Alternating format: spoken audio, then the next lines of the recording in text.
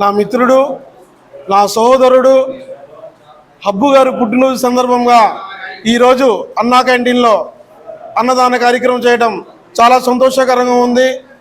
ఆయన కూడా చంద్రబాబు నాయుడు గారు బాటలో నడిచేటువంటి వ్యక్తి. ఆయన ట్రస్ట్ ద్వారా కూడా ఎంతోమందికి ఉపయోగకరమైన కార్యక్రమాలు చేస్తున్నారు.